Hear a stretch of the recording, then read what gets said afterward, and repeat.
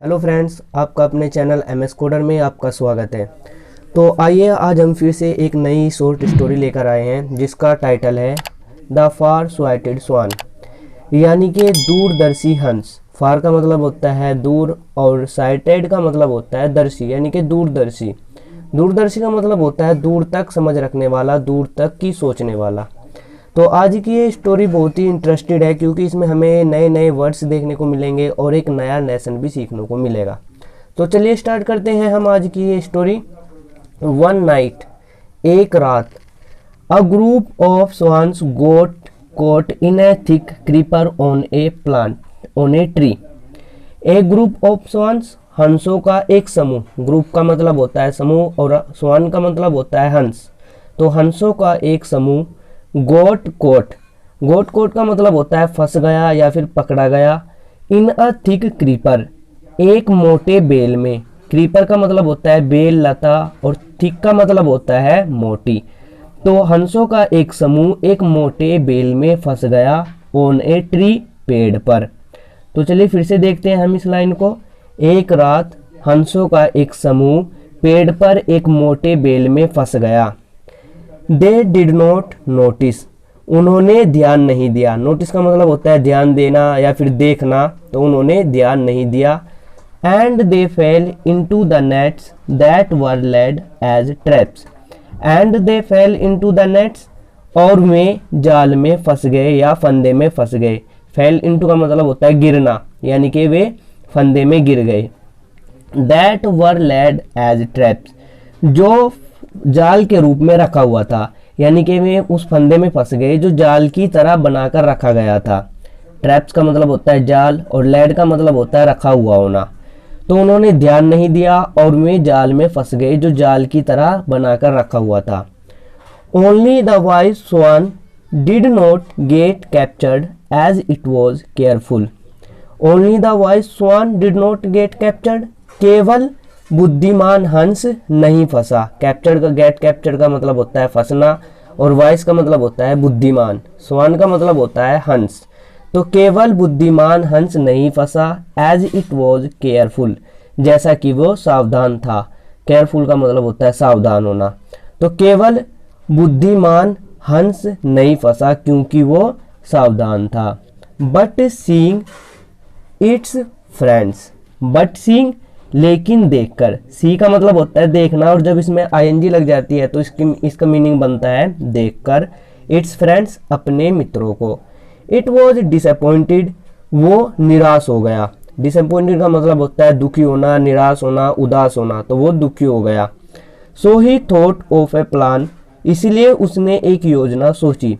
Think का मतलब होता है सोचना और थॉट जो है थिंक की सेकंड फॉर्म होती है, और सो का मतलब होता है इसीलिए। तो इसीलिए उसने एक योजना सोची। प्लान का मतलब होता है योजना। ओके फ्रेंड्स, अरे मित्रों। ओके का मतलब होता है अरे या फिर ठीक है। फ्रेंड्स मित्रों, ठीक है मित्रों।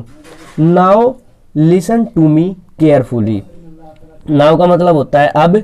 लिसन टू मी, मुझे सुनो। लिसन का मतलब होता है सुनना, मेरी बातों को सुनो। केयरफुली, ध्यानपूर्वक या सावधानी से। तो अब मेरी बात को ध्यानपूर्वक सुनो।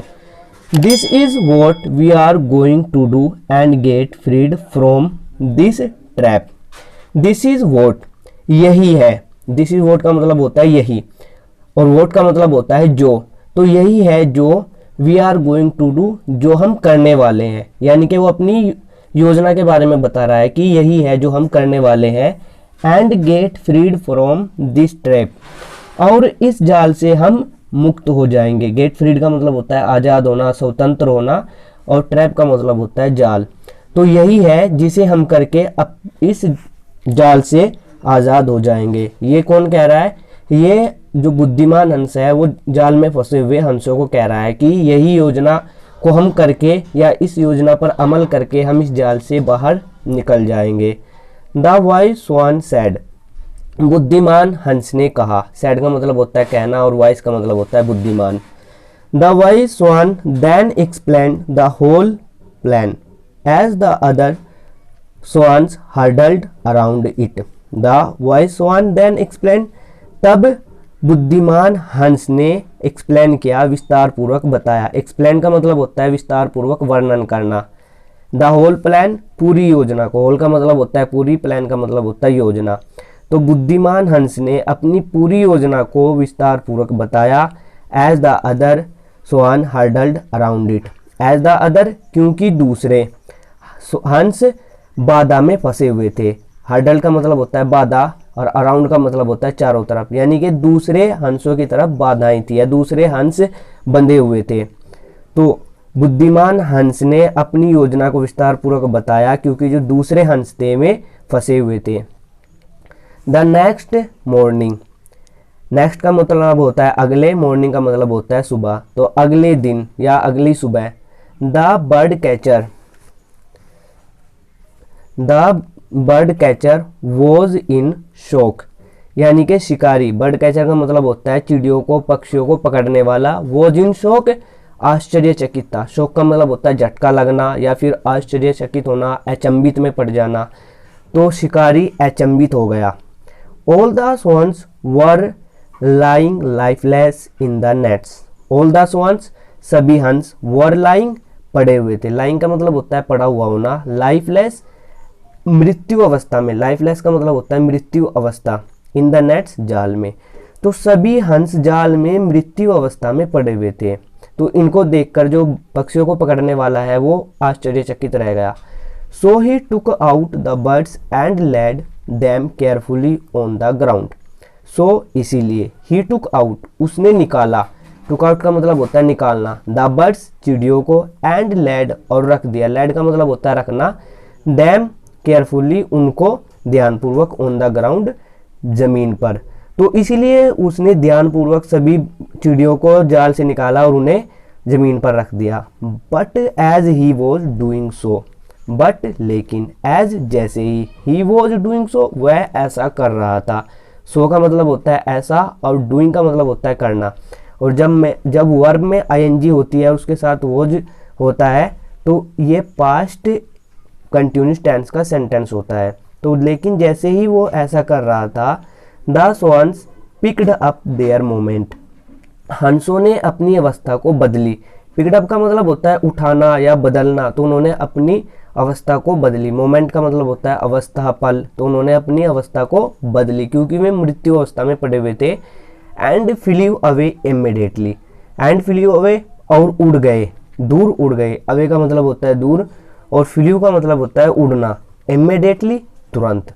तो हंसों ने अपनी अवस्था को बदली और वे तुरंत दूर उड़ गए। The bird catcher was shocked again, पक्षियों को पकड़ने वाला, बर्ड कैचर का मतलब होता है पकड़ने वाला, शॉक्ड अचंभित था या उसको झटका लगा, अगेन फिर से, तो शिकारी को फिर से झटका लगा। For this time he fail into their traps, for this time इस समय, ही फेल इनटू वह फंस गया था या गिर गया था, देयर ट्रैप्स उनकी योजना में या उनके पिछाए हुए जाल में। किनके, जो बुद्धिमान हंस ने एक योजना बनाई थी कि जैसे ही शिकारी आएगा तो हम सब मृत्यु अवस्था में पड़ जाएंगे और वो हमें जाल से निकाल देगा। तो जैसे ही वो जाल से निकालेगा तो सभी हंस उसके साथ उड़ जाएंगे। तो ऐसा ही दूसरे हंसों ने किया और वे बच गए। तो ये सब देखकर जो शिकारी था उसको झटका लगा, वो आश्चर्यचकित हो गया। तो चलिए देखते हैं इस कहानी से हमें क्या शिक्षा मिलती है। Those who plan ahead of time will always find a way out. Those who जो, प्लान अहेड, अहेड का मतलब होता है आगे, ऑफ टाइम आगे के समय, यानी कि टाइम का मतलब होता है समय और अहेड का मतलब होता है आगे, प्लान का मतलब होता है योजना। तो जो कोई आगे के समय के लिए योजना बनाता है, will always find a way out, तो वो हमेशा एक निकलने का रास्ता पा लेता है। मतलब जो कोई भी आगे के लिए सोचेगा तो वो हमेशा किसी न किसी मुश्किल में जब भी फंसेगा तो वो उससे आसानी से निकल जाएगा। तो आज की इस वीडियो में सिर्फ इतना ही। आई होप कि आपको ये स्टोरी इंटरेस्टिंग लगी होगी और इसमें आपने बहुत कुछ सीखा होगा। तो अगर आपको एक स्टोरी अच्छी लगी हो तो इस वीडियो को ज़रूर लाइक कीजिएगा और इसी तरह की स्टोरी को पढ़ने के लिए MS कोडर चैनल को ज़रूर सब्सक्राइब कीजिएगा। Thanks for watching.